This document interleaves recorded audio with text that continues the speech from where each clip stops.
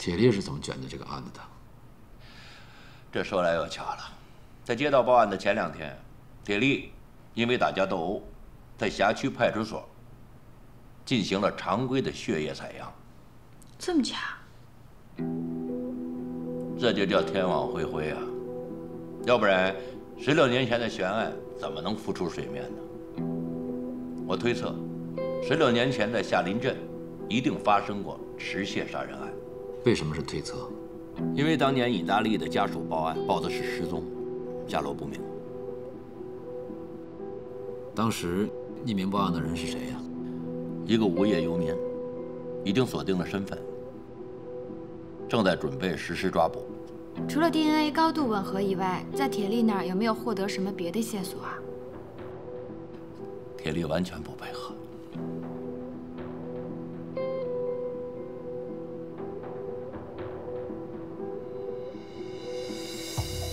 停。这是什么？这个是在尸体旁边发现一个完全封闭的铁桶，里面有大量氦气，带血的斧子就是从这里取出来的。里面有氦气，这很像一个time capsule， 时间胶囊。没错，时间胶囊。累了就休息一会儿，估计今天晚上干通宵了。哦，我不累。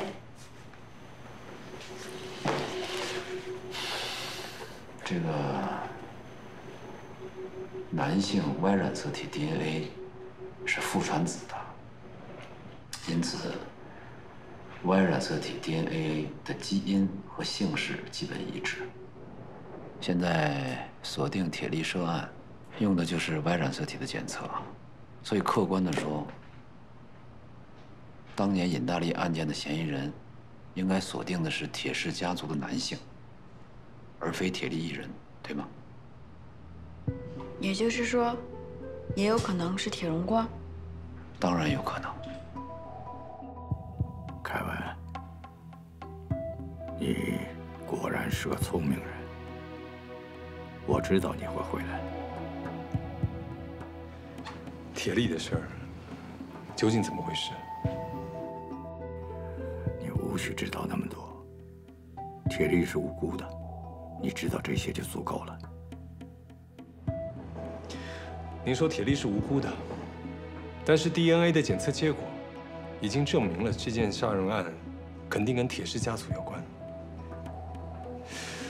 我是不是应该关注这个案件，开始做刑事辩护的准备？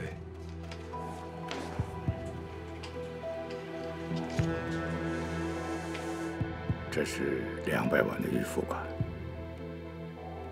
从今天开始，你就是我的辩护律师了。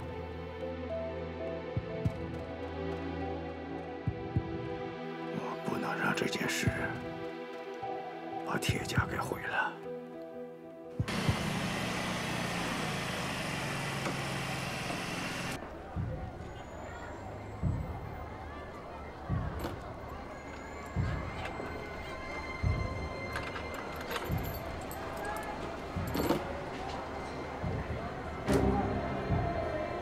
你找谁呀？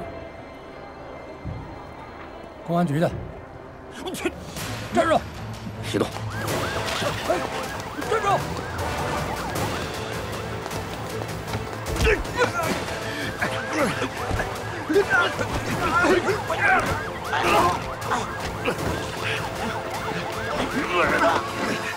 周勇，问你话呢，老实交代。我没什么可说的，警官，我冤枉，我真的冤枉。你是报案人吧？不是。周勇，别跟我耍小聪明。你不是报案人，我能找你吗？报了案，带着大量现金，这和一起杀人案有关。真的？我什么事都不知道。包庇故意杀人犯，可是犯罪。我知道。我看你不知道。刑法第310条规定，明知是犯罪人，为其提供隐藏地点、财物，助其逃匿，并作伪证，这是包庇罪，处3年以下有期徒刑；情节严重者，处3年以上10年以下有期徒刑。记住了吗？警官，印达利被杀跟我真的没我关系。什么时候告诉你意大利被杀了？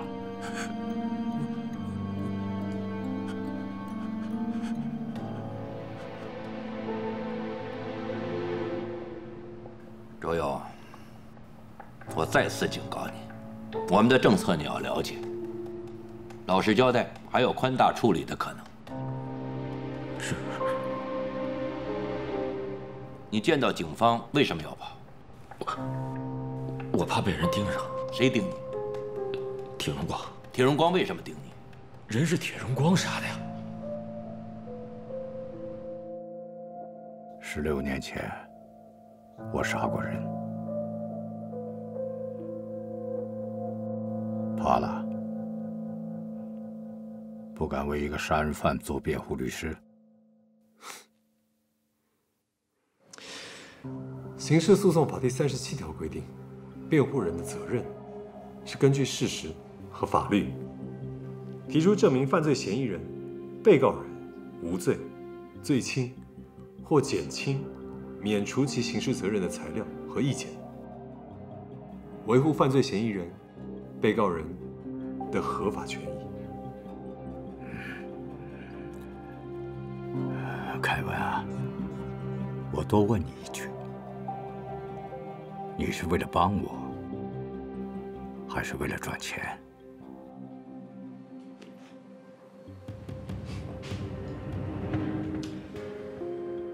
法律给了人寻求辩护人替自己辩护的权利。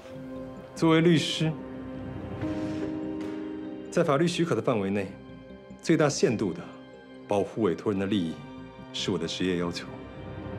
传统的道德观念对委托人的行为是非并不重要，重要的是，不管是谁犯了罪，不管委托人的行为是否正当。 我的任务是找出法律的依据，提醒法官在举起法锤的时候有法可依，依法服人。当然，从另外一个层面来说，我一直希望我的律所能够一炮而红，代理您的官司有这个可能性。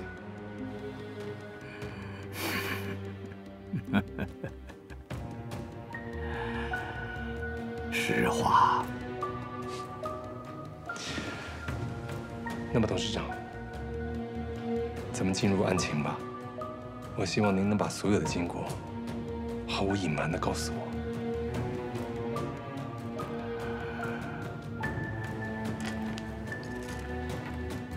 事情的经过是这样的。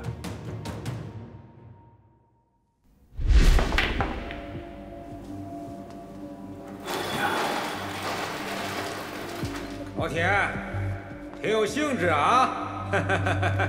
李哥，怎么着？兄弟约你来，你还不放心呢，还带个人来？去，我跟我老铁兄弟聊聊。啊，走吧。这小子叫什么来着？周游。啊，对，跟我好几年了。我说老铁，把我约到这个鬼地方来，什么意思啊？ 兄弟送你个礼物，宝贝，等着啊。李哥，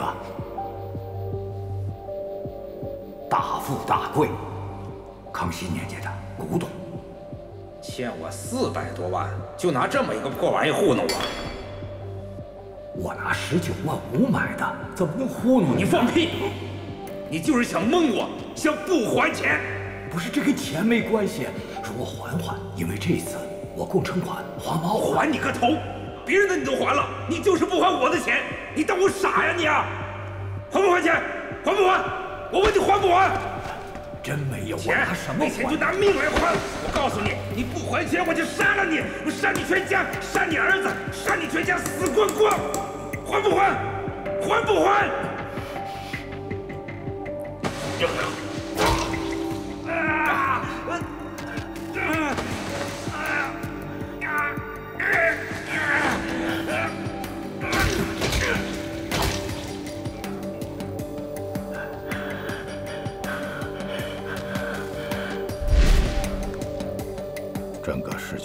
步经过，就是这样。您的意思是，尹大利拿刀威胁您，您是正当防卫，误杀了他？对。尸体怎么处理的？就近埋了。当时为什么没有主动投案自首？我不敢，因为当时我的事业正在上升期，我一进监狱就全毁了。从那以后，我就搬到了江东市，再也没有回去过。您觉得这一次可能是谁报的案呢？有可能是尹大利的马仔周游，他目击了整个过程。有可能。尸体是谁藏的？铁荣光。钱是怎么回事？铁荣光给我的封口费。16年前，铁荣光杀人，我是目击者。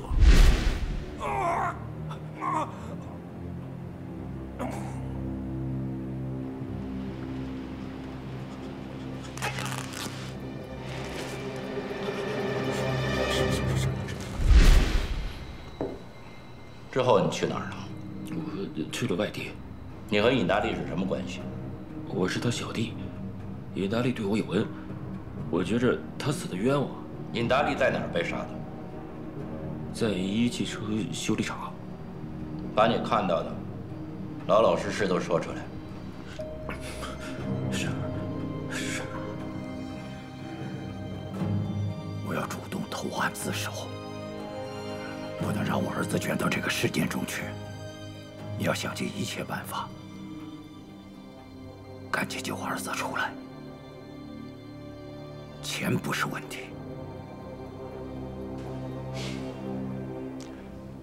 我知道了。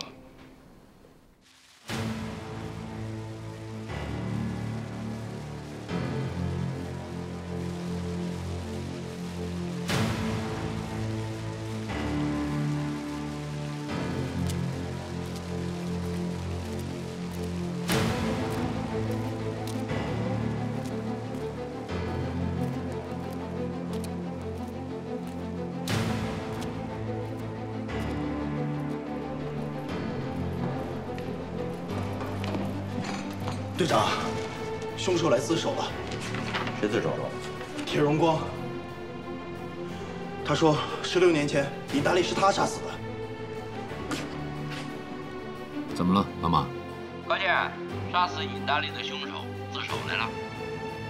铁荣光自首了。你怎么知道铁荣光啊？推测。还有一事啊，报案人周游是当年尹大利的小弟，16年前。他亲眼看到铁荣光杀害了尹大利。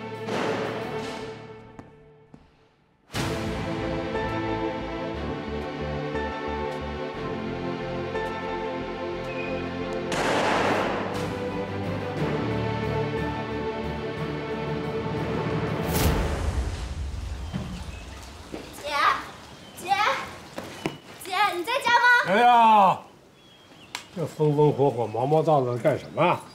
爸爸啊，我找我姐有点急事儿。你姐在楼上呢。行，我找她去了。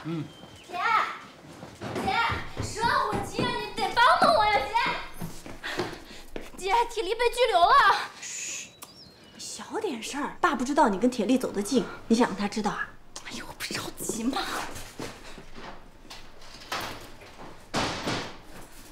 哎，你坐这，我给你。干嘛呀？哎，走吧。对不起，没事，怎么了？哎呀，姐，你不是江东集团的法律顾问吗？你怎么一点都不着急呀？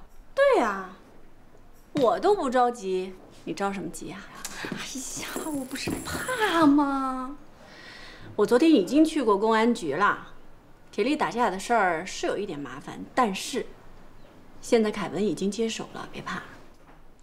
不是就打个架吗？有什么麻烦？打架也分很多种，处罚的程序也不一样。我看铁力在里边待着，受受教育，挺好的。哎，你不能不管啊！你要是不管，可有失职业道德。嘿，你还真是秀才遇到兵，有理说不清了，是不是？叶子瑶，我告诉你，此时此刻你给我让开，不然的话，我就更不可能把铁力带出来了。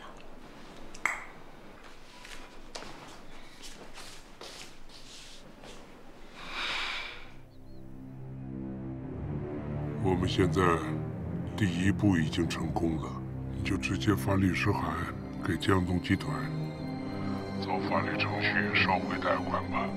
故意杀人，他已经是个死人了。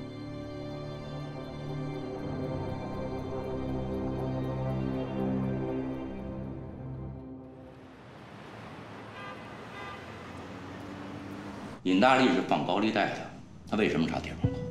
他杀了铁荣光，哪儿要钱去？当年，周游是尹大利的小弟，他目睹了铁荣光杀了他老大，他为什么不报案？周游说他怕铁荣光，知道铁荣光一直在找他，他怕死，不敢出来报案。可是现在的铁荣光可比16年前影响力更大，他现在怎么改？失踪了16年，太奇怪了吧？我也觉得奇怪。你看，铁力一打架，紧跟着周游就举报当年的藏尸地点，而且煞费苦心的把当年的犯罪证据留了下来，这简直不可思议啊！我看了铁力的口供，铁力说之所以打架，是因为对方拿着铁管要打一个女人，所以他才动手的。后来因为对方动手越来越重，所以才导致和对方斗殴。也就是说，有可能有人算准了，或者看到，或者是故意引诱铁力去打架，然后与此同时安排人去报案，让警察找到尸体，提取 DNA， 而后再把铁力的血液报告交到警方手里，来坐实铁荣光和铁力杀人案的物证。就算周游是被指使的，可没有证据，我们只是在推测。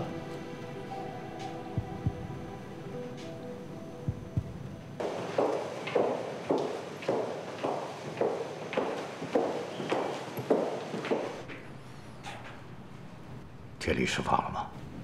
还没有。叶子琪正在给铁力办手续。董事长，您有想到什么新的细节可以告诉我的吗？没有。你要尽快帮助铁力洗脱嫌疑的罪名。你要想尽一切办法帮助铁力。再有就是，他出狱以后，关于我所有的事情都不要跟他讲，我不想让他参与进来。那辩护方面，正当防卫，无罪辩护。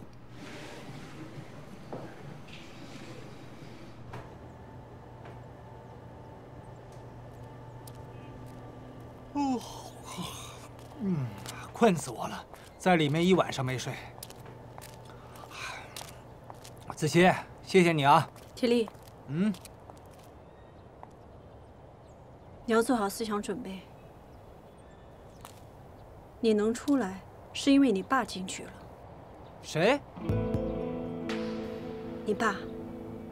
他因为涉嫌故意杀人罪已经被拘留。这怎么回事？具体的情况我也不清楚，是凯文经手的。凯文呢？他应该快到了。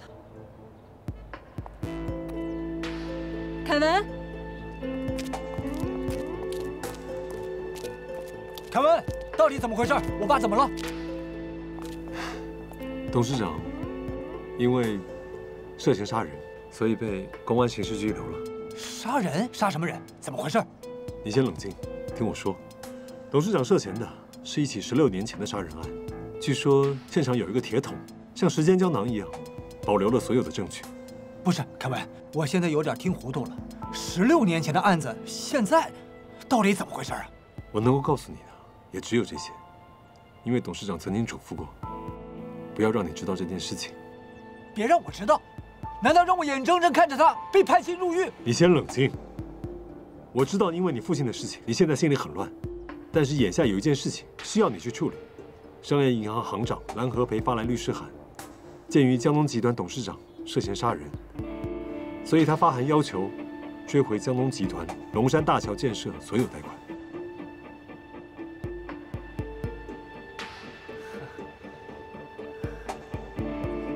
落井下石，全都在落井下石。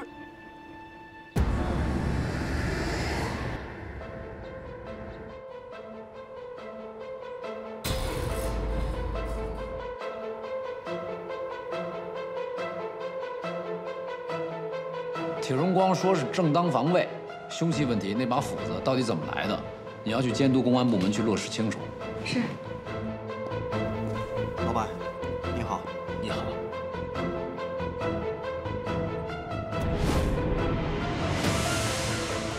大队，你看，我们找到铁荣光当年购买斧子的古董店，根据古董店老板的证词，在2000年3月份，铁荣光确实购买过一把斧子。马队，这是犯罪现场的照片。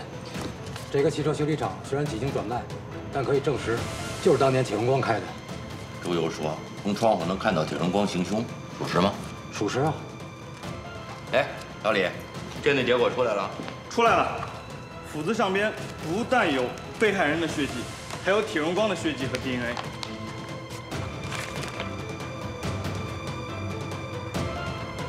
起，去检察院。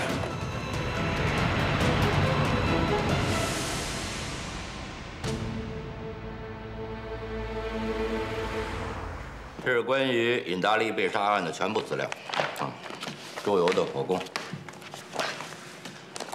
还有这个尸体 DNA 的检测报告。这是第一案发现场的照片，证据齐全，可以批捕了吗？可以。铁荣光，周游的口供和所有的证据都指向你，你没有什么要和我们说的吗？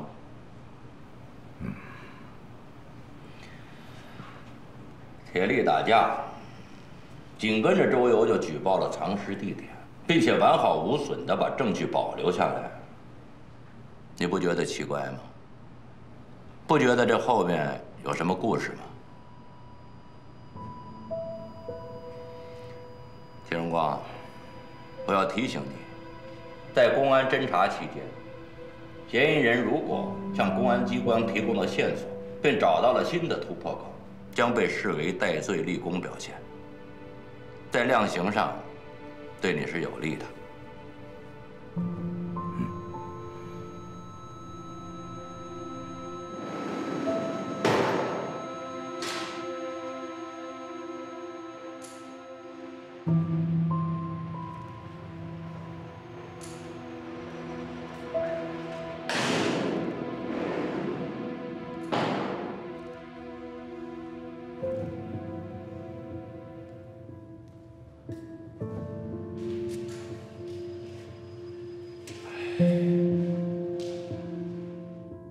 铁荣光啊，涉嫌故意杀人一罪，罪行严重，性质恶劣。上级领导指示我们要从严查处。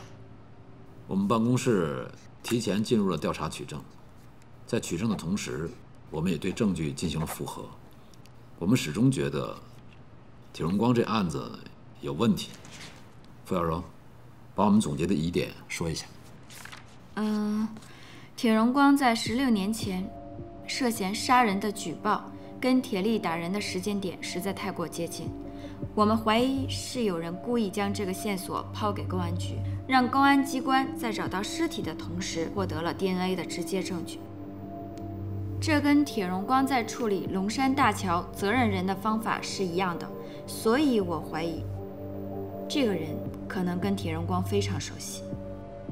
这个铁荣光啊，在江东市经营了10多年，树大根深，那关系是盘根错节。龙山大桥的坍塌和16年前涉嫌杀人一案，都与铁荣光关系甚深。但是不管怎么说，对铁荣光的审判都势在必行。我们在对铁荣光一案继续展开调查，展开公诉。在给铁荣光定罪的同时，我们也要留意是谁怀着什么目的来介入司法调查。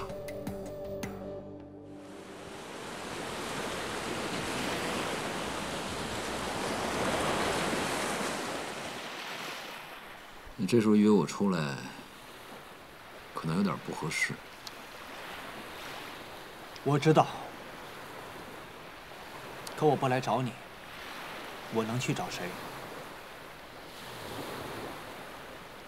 可我是这个案子的公诉人。那我就想问问你，16年前的案子，证据为什么像是完完整整被人拱手送上来一样？你作为公诉人，你不觉得这件事情很奇怪吗？会查清楚的。另外，我们不能谈案件。我是来见的是兄弟和朋友。是兄弟和朋友，你就更应该帮我把这件事情查清楚，给我一个交代。铁力，但是我想提醒你，你父亲的事儿，你不要介入进来。还真是应了那句话“墙倒众人推”，我真知道什么叫做隔岸观火了。高健，我现在有事我不找你，我找谁？我找你不对吗？我告诉你，见你这一刻，我都把你的立场、把法律放在第一位。我懂，我也是学过法律的。在侦查阶段，我不能去看守所见他，我就是想来问问你，他现在怎么样？他将来会怎么样？不对吗？他是我爸，你不明白吗？你的心情我能理解。我说了，我会查清楚的。你了解我的，每一桩案子我都会查清楚。我想跟你说，从现在开始，到这个案子的审理结果出来之前，我们不能再见面了。好。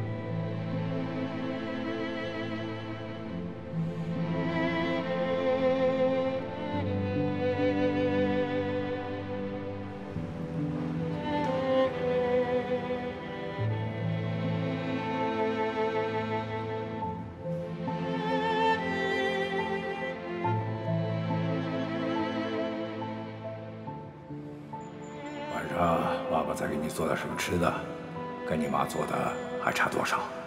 色香俱佳，深得精髓。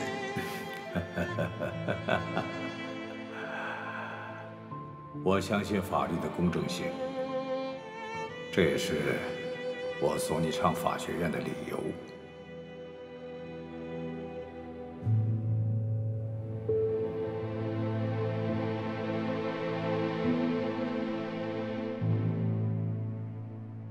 铁力打架，紧跟着周游就举报了藏尸地点，并且完好无损地把证据保留下来。你不觉得奇怪吗？不觉得这后面有什么故事吗？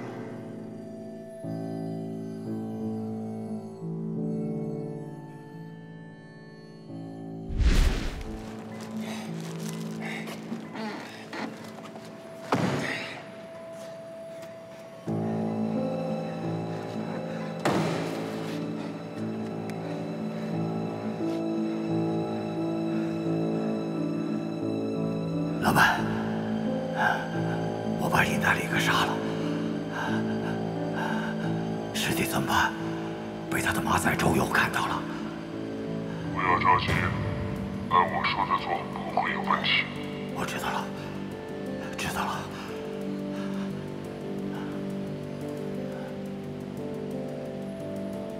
尹大力有个马仔，叫周游，找到他，叫他消失。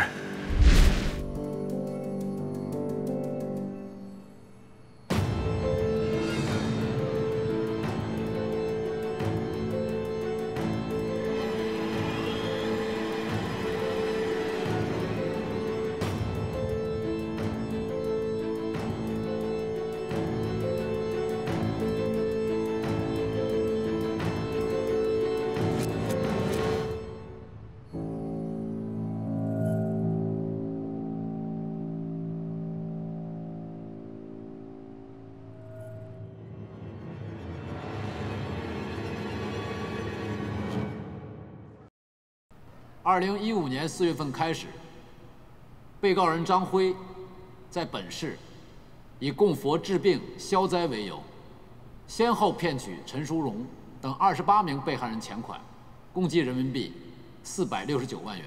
被告人张辉，你对起诉书指控的事实有意见吗？有。你对哪些事实有异议？所有事实。我没有实施任何一起诈骗，我也没有任何犯罪行为。被告人，你在公安机关的供述都是事实吗？不属实。我被刑讯逼供了。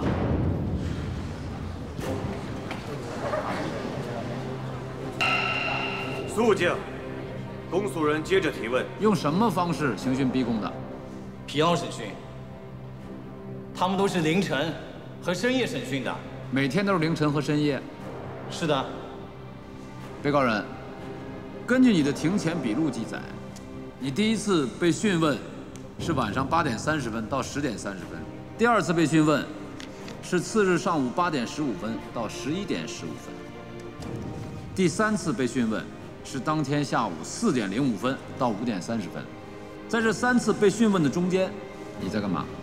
我在。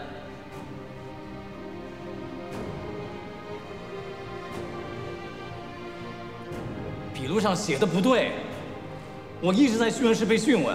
你的每一次讯问都有同步的录音录像，你什么时间进入讯问室，什么时间离开，都有声像记录。如果对庭前供述的合法性提出异议，公诉人可以播放这些视频文件，但前提是你要向法庭提出非法证据排除申请。你申请吗？不用了。那公诉人再问你，公安机关在讯问你的过程当中，有没有刑讯逼供和非法取证的行为？没有。但我说的也不是实话。为什么不说实话？我怕我不说有罪，他们会打我。也就是说，并没有刑讯逼供，是因为你自己害怕，不得不说自己有罪，对吗？对的。那你在第二次供述里一共交代了7起诈骗事实，这些是真实的吗？不是，都是公安让我这么说的，他们说一遍，让我跟着说。但这7起的诈骗事实中，有3起当时还没有报案，公安机关是根据你供述的内容才找到的被害人。公安人员当时连人都没有见过，怎么可能说出被骗的事实呢？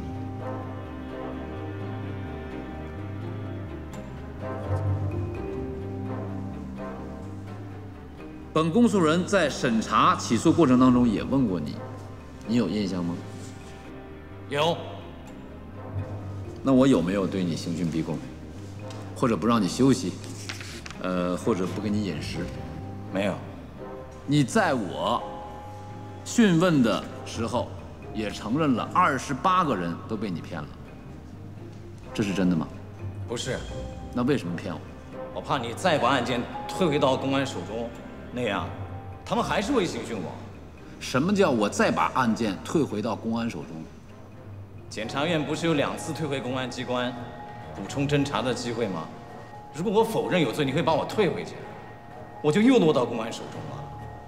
那你记得这个案件被退回去了几次？2次。好，第2次退补回来后，我又去见过你，记得吗？是的。你对法律掌握的这么熟悉，应该知道此时我已经不能再退补了。按你的逻辑，你不会再回到公安手中了。那就在那一次，你仍然自己说有罪，为什么？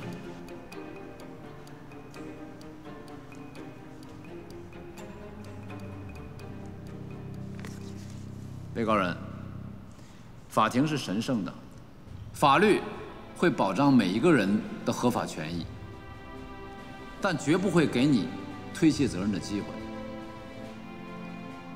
公诉人能把你起诉到法庭，那就说明司法机关认定犯罪并不是以你是否承认为前提的。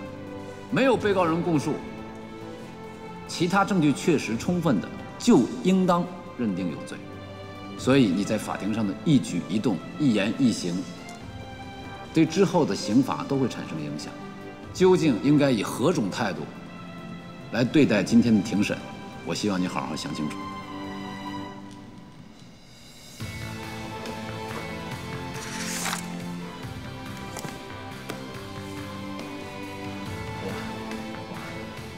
我跟公安说的是假话，事实是，我根本没有骗钱。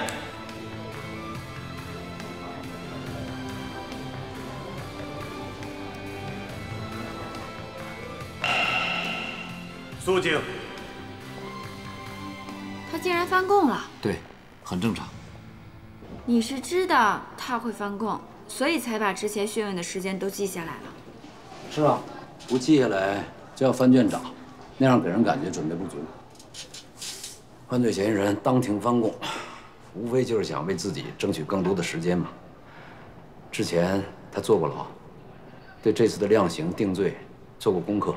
翻供的目的就是想证据不足，为自己求得轻判。那我们检察官是干嘛的？我们就是要对抗这种行为。我们的第一职责就是要维护法律的公正，对吧？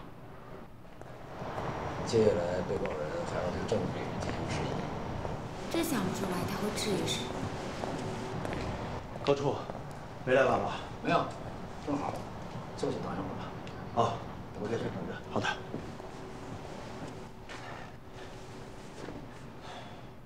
请公诉人继续出示证据。现在向法庭播放被害人张连珠的陈述录像。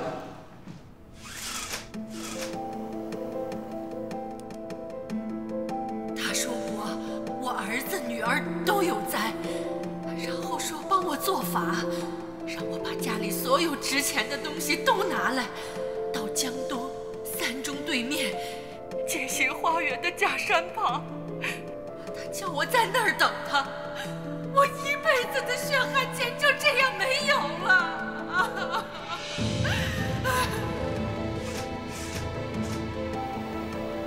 被告人对刚才公诉人播放的被害人的陈述录像有意见吗？有。他说的根本不是事实。哪里不属实？全都不属实。最明显的一点，江东三中对面的街心公园，我去过，那根本就没有假山。公诉人对被告人的意见有异议吗？公诉人申请侦查人员韩冰到庭作证，证明案发现场的情况。传证人韩冰到场。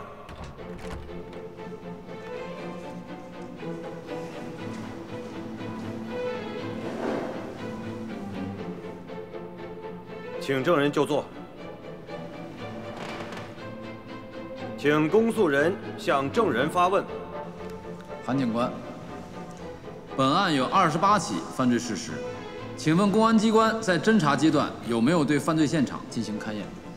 正常来讲，诈骗犯罪，我们一般不去勘验现场。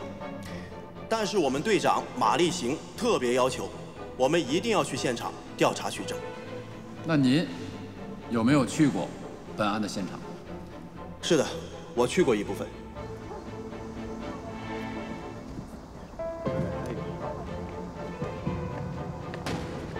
去那边看看。啊。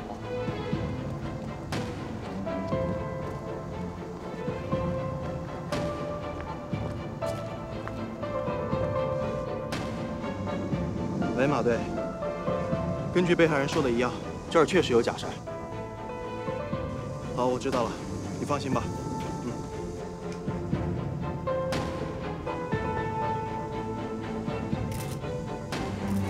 被告人还需要把照片拿给你看看吗？不用。厉害啊！是认真。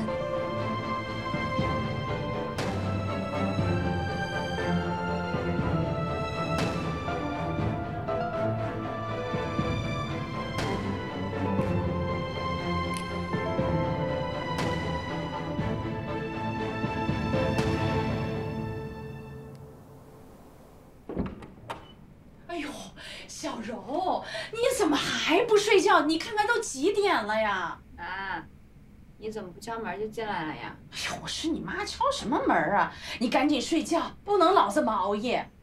没事儿，咱这上个班也不能身体都不要了吧？天天这么熬，哪受得了啊？我都说了我不累。不行，咱这班不上了。哎，行行。哎呦，你去刷牙啊。这还差不多，快去吧。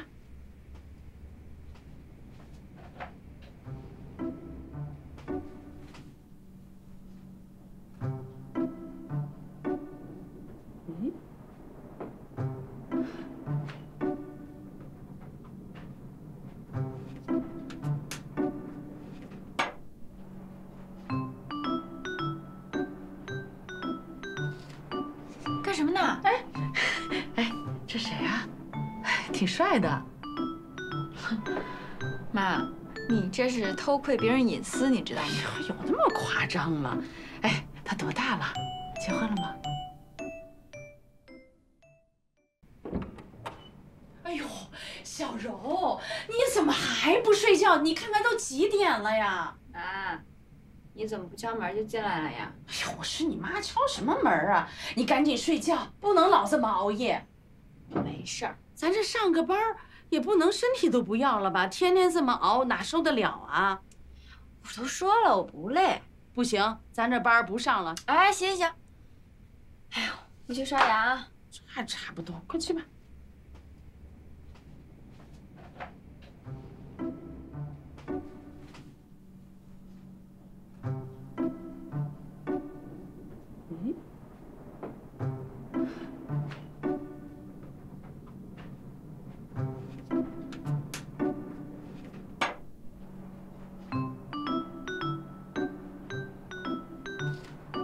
干什么呢？哎，这谁啊？挺帅的。妈，你这是偷窥别人隐私，你知道吗？有那么夸张吗？哎，他多大了？结婚了吗？那么关心他干嘛？这是我领导。领导啊？他多大了？哎呦，你怎么这么操心啊？哎呀，能不操心吗？你都老大不小的了，是不是男朋友？啊？那行了，差不多了，你回去睡吧。哎呀，你告诉我，到底是谁啊？都几点了，睡不睡觉了？你不告诉我不睡。行行，是我男朋友，我这老大不小了，我得赶紧找个男朋友，你说是不是？当然了，放心了吧？快睡觉去。这还差不多。睡觉吧，都几点？晚安。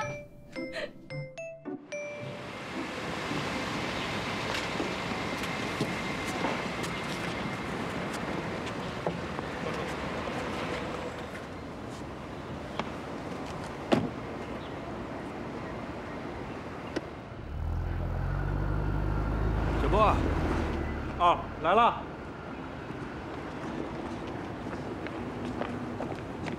有没有补充的呀？行。失宠了呀？高健去哪儿也不带你，努力啊！阿姨，你好，你有什么事儿？哦，我是来办事儿的。这个楼不能随便进，您要是有案件申诉，门口有接待室。哦，案件申诉？不，我没有案件申诉，我是来找人的。找人？那您找谁呀？他，哎呀，我也不知道他叫什么名字，但是他就是这个单位的，他是检察官。哎，您好，阿姨。您是找人是吗？对呀。叫什么呀？哦，他叫什么？哎，我这有照片，给你看。哎，对，哦，这个是我女儿，她叫傅小柔。她是你女儿？对呀。阿姨，失敬啊，失敬。哎呀，你是？我是你女儿的同事，我叫张小波。哎呦，太好了！哦，哎，你告诉我，他叫什么呀？啊，他是我们处长，叫高健。哦，高健，太好了。对了，他们俩是不是在谈恋爱啊？啊？不会吧？没听说呀。我女儿明明就是这么跟我说的嘛。她这么跟你说的？是啊，没错。好家伙，隐藏够深啊！那天尹大力来找我，向我要呢400万的高利贷贷款。当时我手里确实是没有钱，我说你再容我2天。他突然就发火了，拿出一把刀就要杀我。我也是没办法，我才把桌子上的斧头拿起来，砍伤了他。桌子上的斧子，什么样的斧子？一把黄铜的斧子。哪儿来的？我送给他的礼物。哦，你送给他的斧子，对，正好用来砍伤了他。对。因为当时他要杀我嘛，我也是被逼无奈。这不正当防卫吗？这就是今天你要找我们的原因。你觉得这就是你无罪的理由，是吗？对。正当防卫呢是一种法律判断，它本身就需要事实和证据来支撑。这个我知道。我不是被告吗？我觉得我无需为自己提供无罪的证据。嗯。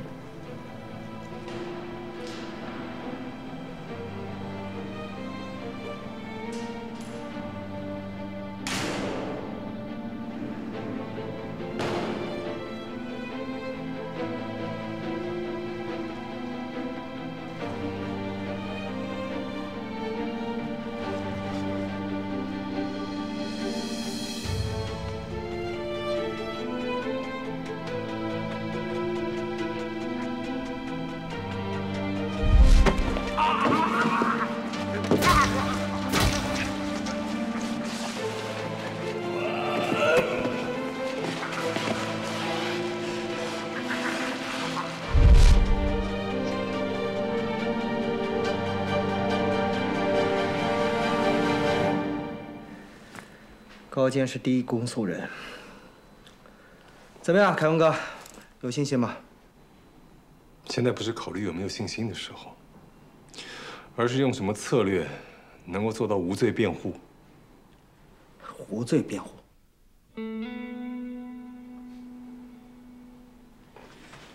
这是董事长的意思。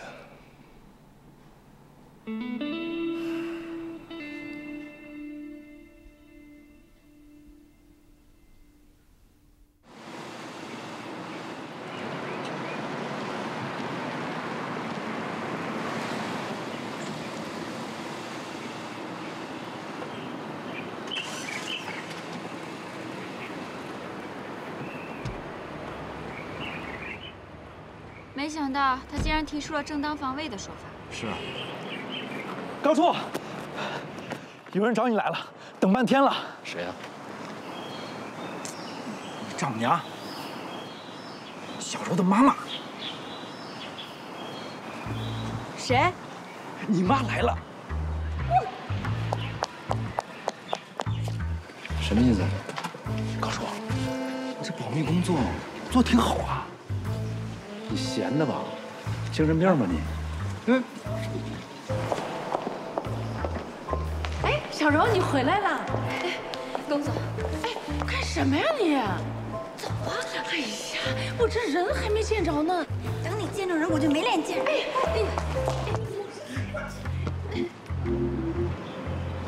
高健，哎，这不是高健吗？哎，快走，哎，快走！哎呀，干嘛呀你？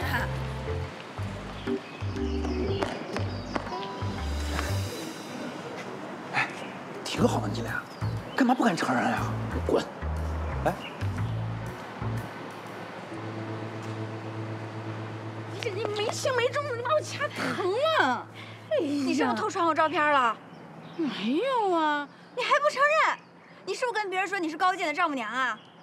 哎呀，我没有，我来就是想看看他长什么样。哎，再说你们又没有结婚，我怎么可能说是丈母娘呢？还结婚？手机给我！哎，你干什么呀？哎呀，删照片呗！你删吧，反正我已经知道他叫高健了。妈，你能不能别给我添乱啊？你还想不想让我见人了？这事多丢人啊！怎么丢人了？你不是跟我说他是你男朋友吗？我那是被你逼的。你跟他没有关系啊？没有。哎呀，完了！这，哎呦天哪！怎么了？我刚才跟好多人都打过招呼了，就差给人发喜糖了。妈，你还让不让我活了？我怎么见人呢？好了，我回家了。哎呀！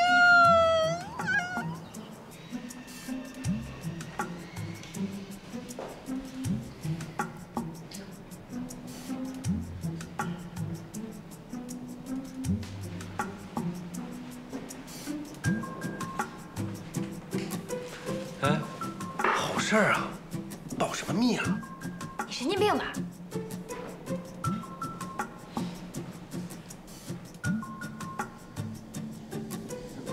哎，小柔啊，这个卷宗你给高处拿过去吧。你自己去。这是高处要的，我这还有堆事忙着呢。啊，行，拜托。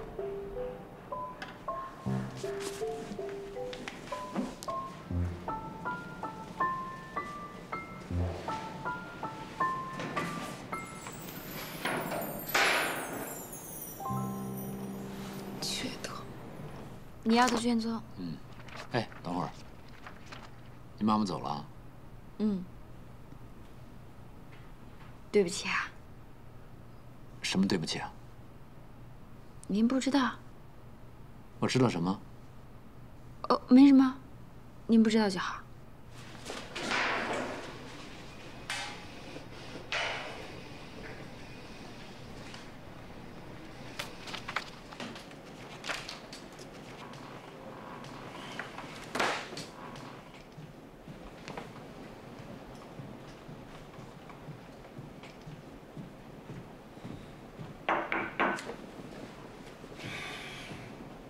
怎么了？老铁家的案子，有辩护思路了吗？铁荣光要求无罪辩护，很难。防卫过当比正当防卫更有可能。案子你看了？这案子影响这么大，我能不关注吗？尹大力的资料我已经查到了，不用感谢我。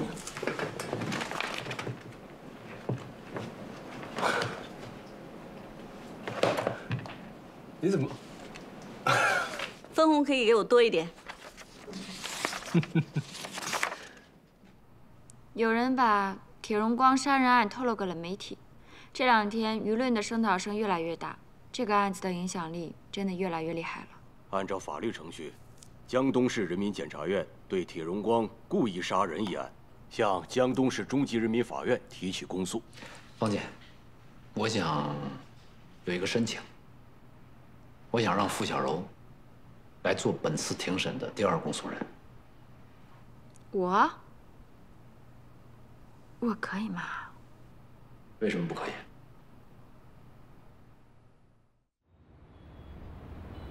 明天就要开庭审理铁荣光一案了，准备的怎么样了？这案子是16年前的积案，铁荣光肯定不会轻易认罪的。不管准备的怎么样，明天肯定是一场硬仗。高健，我看你对傅小柔越来越信任了。他业务能力提升得很快，做第2公诉人应该没有问题。我听说他的母亲来咱们单位了。啊，误会吧？那个事儿。这样是你们的私事，我不该过问。可是呢，高双受伤了，傅小柔的母亲又到检察院来找你，这2件事倒是给我提了一个醒。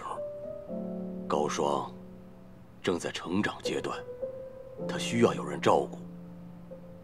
是，但是啊，我不是说傅小柔就一定合适，啊，你心里头的那个坎儿，也该跨过去了吧？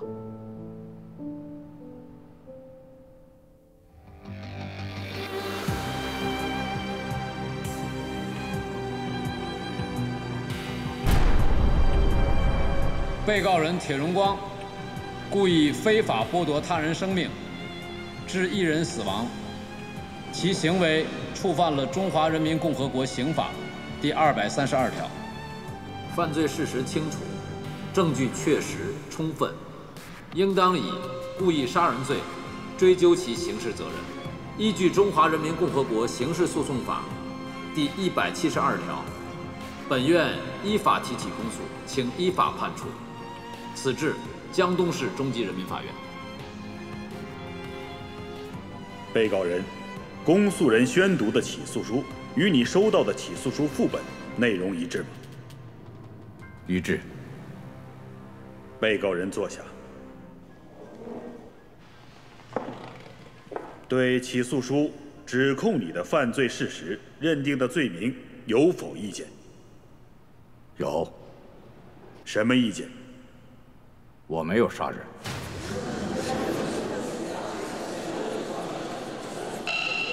肃静。传证人周游到庭。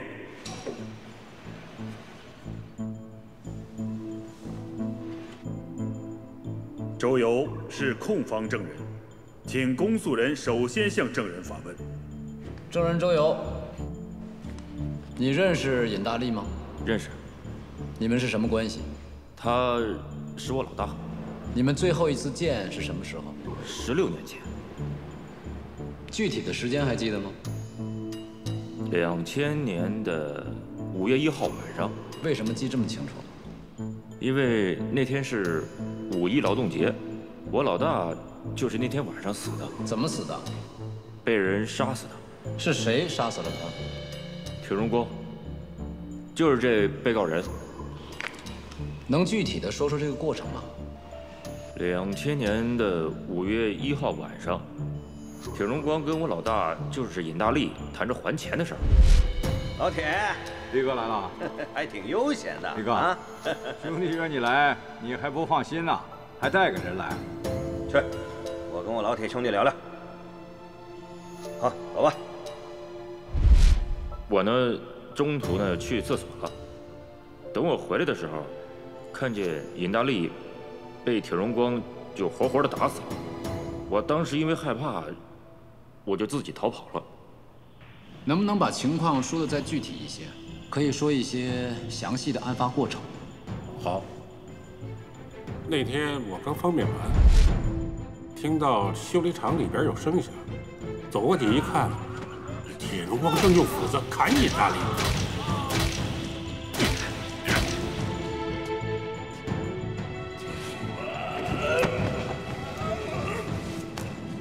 尹大利就这样被铁荣光活活的砍死了。按照你的描述，当时铁荣光用他送给尹大利的斧子把尹大利砍死的，对吗？对。铁荣光砍倒尹大利之后，尹大利是什么状态？趴在地上，地面上全是血。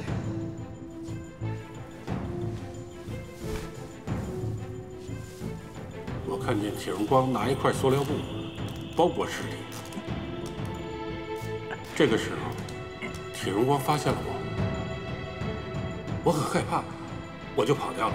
公诉人对证人周游的发问，暂时到此。被告人，你有什么问题要问证人吗？没有。辩护人，你有什么问题要问证人的吗？有的。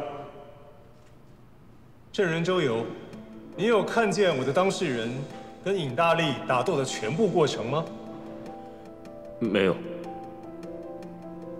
证人周游，你的所谓老大尹大利当时是做什么？他放款。是无偿的、正常利息的，还是高息的？高息啊。也就是所谓的高利贷。是。我这里有证据证明，尹大利组织、领导、参加黑社会性质团伙，以高利贷为敛财手段，涉嫌非法拘禁、强迫交易、故意伤害、非法侵宅、故意毁坏财物罪等种种罪名。这些你知道吗？不知道。你是他的小弟，你怎么可能不知道？还是因为你就是这些犯罪行为的参与者？反对辩护人所说的，跟指控事实没有直接关联。审判长，我问完了。证人退庭。是。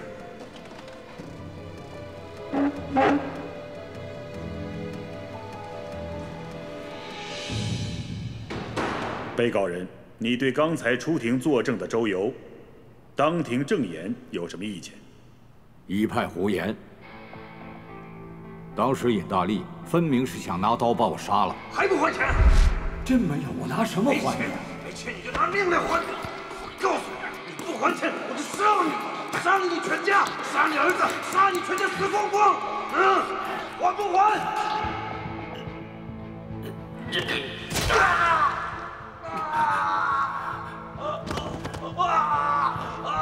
我出于自卫，才拿斧子砍了他。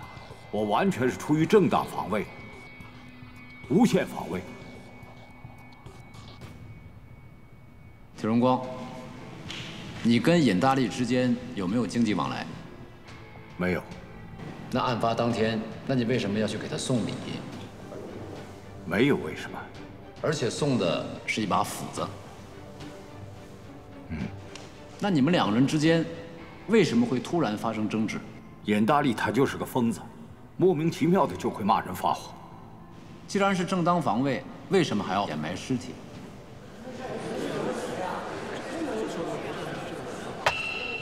苏武进，我想人已经死了，还是应该尽快的把尸体处理掉。一是入土为安，二是我怕别人发现尸体。可是尸体一旦被处理掉，现场就被毁了，那怎么证明你是正当防卫呢？清者自清啊！你用斧子砍了尹大利几下？记不清了。不止一下，对吗？对。用斧子砍人头部，一下就足以致命。如果你是自卫，砍一下就够了，那么后面的砍击又是为什么呢？是啊。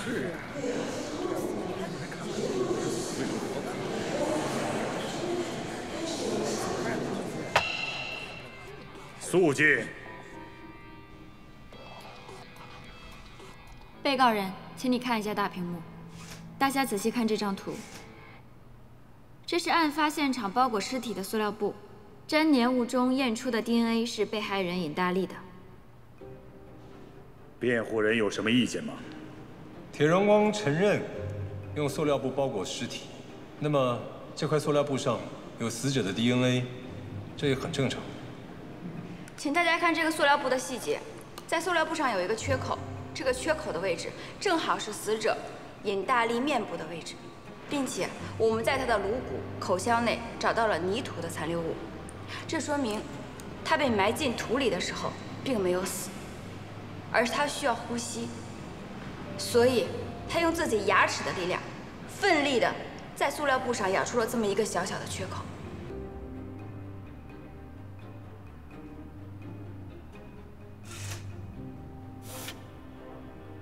辩护人请发言。审判长，姑且不论公诉人的推测是否周延，就算的确如公诉人所言，尹大利被埋进土里的时候他还活着，但是公诉人是以什么样的依据来推断我的当事人知道这一点呢？尹大利极有可能在我的当事人从事防卫手段的时候就已经昏迷，进而进入假死状态。我的当事人误以为他已经死亡，所以将尸体掩埋。然后这个时候，尹大利苏醒，咬开塑料布，吃到泥土，窒息死亡。但这个时候，我的当事人已经离开现场，他并不知道这一点。请问，我刚才说的这个情况，公诉人能够排除吗？苏武进，苏武进。可能所有的人都存在疑惑：尹大利究竟是怎么死的？是活埋导致的机械性窒息死亡，还是被砍后导致的失血性休克死亡？因为尸骨被埋很长时间，我们已经不能准确地确定死者的死亡原因，所以这可能是个永远的谜。但是为什么我们还仍然要指控被告人是故意杀人呢？原因在于，根据现有证据，无论被害人是怎么死的，铁荣光的行为都构成故意杀人罪。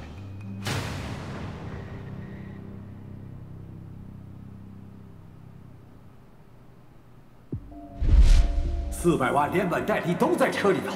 有钱？你看看去啊！老铁，你最爱开玩笑了，你呀你呀！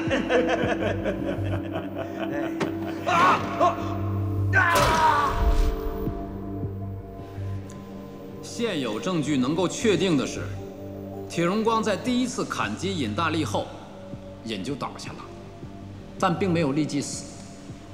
我们就按照刚才辩护人设想的那种最有利于被告人的事实版本分析。铁荣光的第一下是自卫，但足以致命。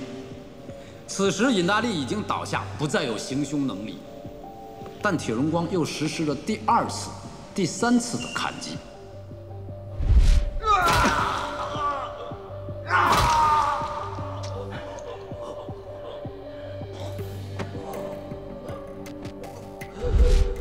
虽然这2次砍击在客观上不足以致命，但是使用斧子连续砍击已经失去防御能力者的头部，这种行为在主观上显然是置人于死地嘛，说明此时被告人已经有了故意杀人的目的。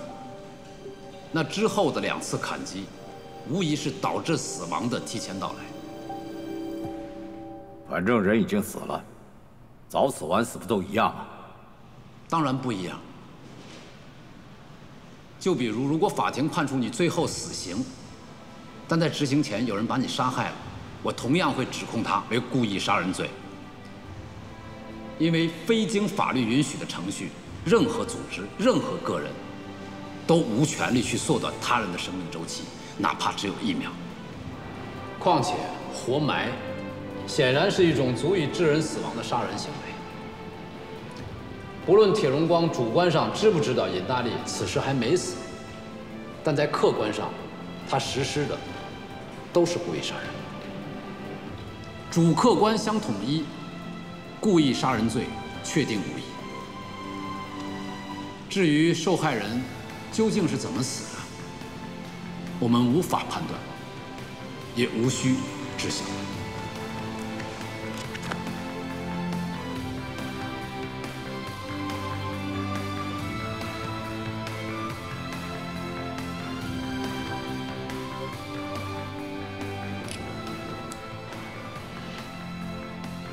被告人铁荣光涉嫌故意杀人罪一案，合议庭将进行合议，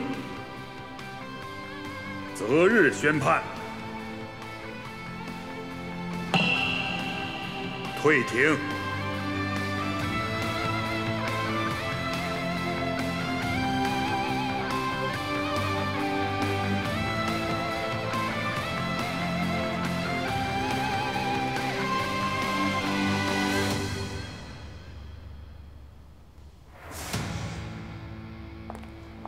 高检察官吗？对，高检察官，高检察官。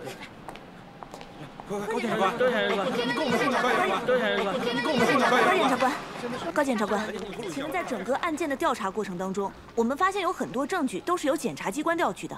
那么我们的公诉人到底是真相的发现者还是证明者呢？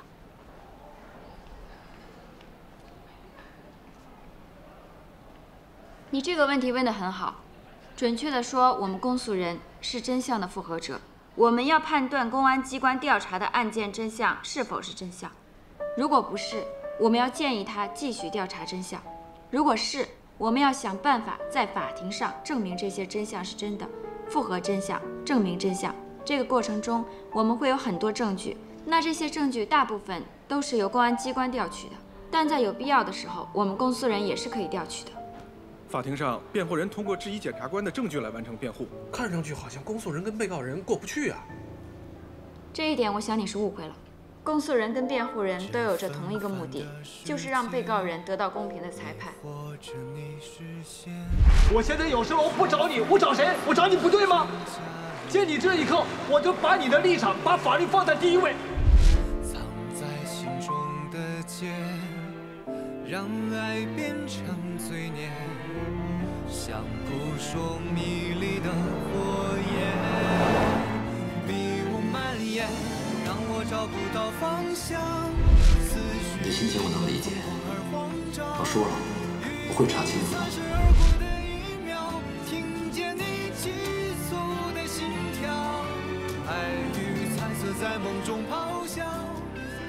这还是第一次听说。既然目的一致的话，为什么要剑拔弩张呢？因为真理总是越辩越清，公正在对抗中才能显现。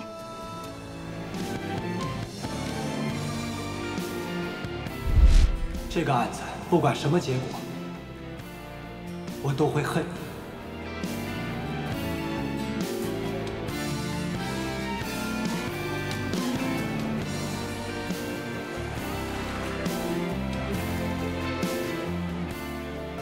经合议庭合议，一审宣判如下：被告人铁荣光故意杀人罪名成立，判处死刑，缓期2年执行，剥夺政治权利终身。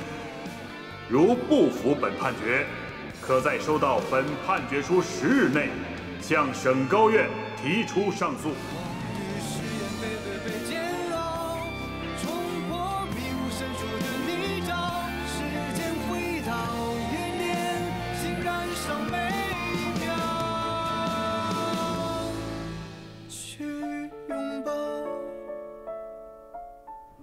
老铁被判了死缓，他不会乱咬人吧？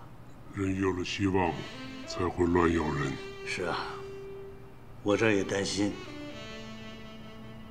他万一有了活下去的希望，胡乱攀扯，那我们可就麻烦了。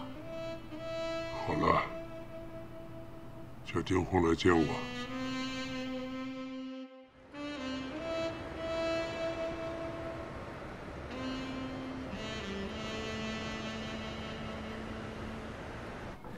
铁荣光当年杀害尹大利，那是原罪，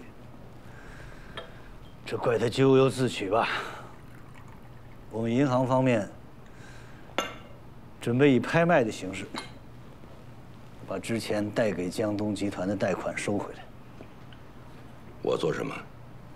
低价收回他们的股份，在之后的拍卖会上，再低价把江东集团收购回来。我接手江东集团会有什么好处啊？可别忘了，现如今江东集团的主营业务早就七零八落了。你可别犯糊涂啊！铁荣光身后可有不少私产呐。再说，让你接手也不是我的主意，老板要见你。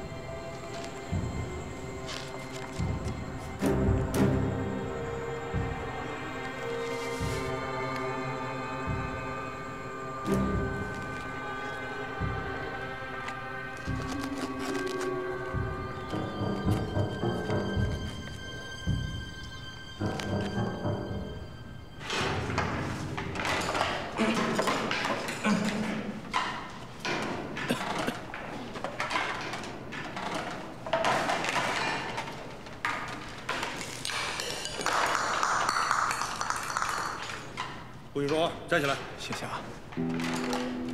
回自己座位上去。”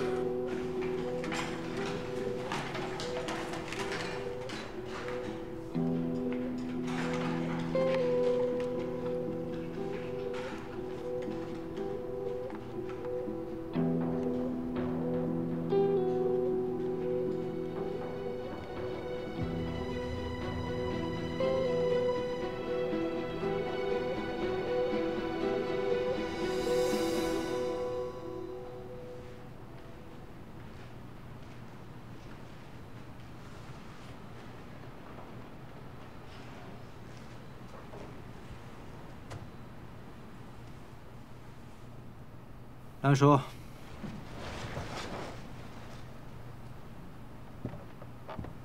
铁力啊，铁力，鉴于你父亲犯故意杀人罪，给江东银行、给江东集团带来了极大的负面影响。别跟我说这些有的没的，不就是来要钱的吗？你错了。现在江东集团还值那个价吗？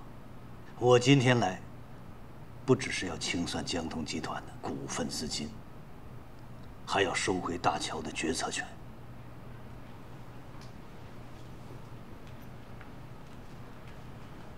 这是当初铁董和我们签订的协议，上面写的很明确，江东集团是义务参加大桥的建设，需要向我银行贷款20亿。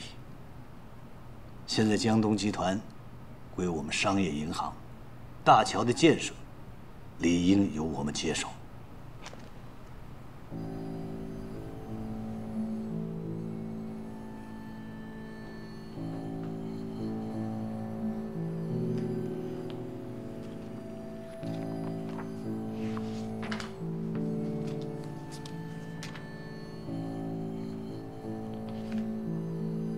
这个得等我的律师过目之后，我才能签。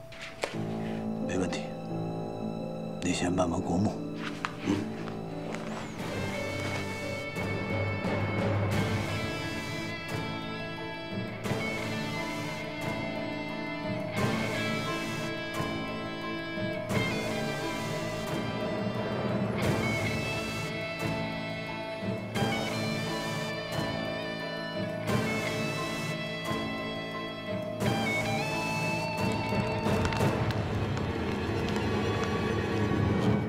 廖成平，你要求见我们，有什么事儿就说吧。高检察官，我想重新供述关于龙山大桥的事情。重新供述。是啊，为了说出真相。什么真相？说吧。龙山大桥、铁荣光、江东集团有着你们不知道的内幕。我之所以这样做，是为了让心里得到安宁。我现在慢慢的变老了，不能就这样带着负罪感，痛苦的活着吧。你说吧，我会认真做笔录和进行证据核对。铁荣光为了获取昊天建投龙山大桥的钱款，他只是刘明翰、鲁明、廖昌平接连翻供，这些都是龙山大桥和马月的翻供材料。铁荣光杀人案判决一出来，龙山大桥工程坍塌事件就有变化。这到底谁呀？棋下的这么好。不管是谁在操控这盘棋，龙山大桥和铁荣光一案都必须立刻收集证据，等待开庭审理。廖昌平不惜替铁荣光顶罪，铁荣光杀人案一审之后又立马翻案，这是为什么？这是想把铁荣光推向死路。我在想，是不是廖昌平他们受到什么威胁？这些人呐，为利来，为利往，很难说不被人抓住把柄。大家辛苦了，还没来得及喘口气，又要投入到下一个案子了。本来这个案子我们也想继续查查，我们现在就开始工作吧。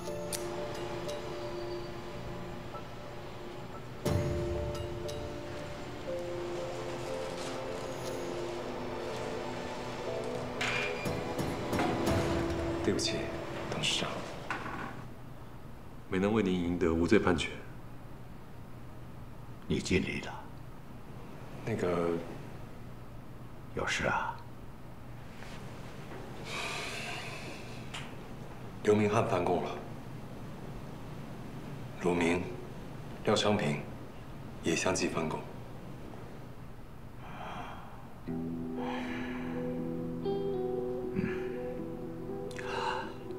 上周我接到重新发回审理的时候，我就想，可能出事了，也可能另有原因，但没想到，真没想到。重审期间，检察院会核实龙山大桥工程重大责任事故案跟马月月被杀案，如果认定跟您有关，就会补充起诉，会重新开庭。新建的龙山大桥会受影响吗？江东商业银行行长蓝和培在知道一审败诉的消息之后，立刻就把江东集团抵押赔偿的律师函交到我这儿。现在新大桥已经停工，江东集团的资产也被冻结了。动作这么快。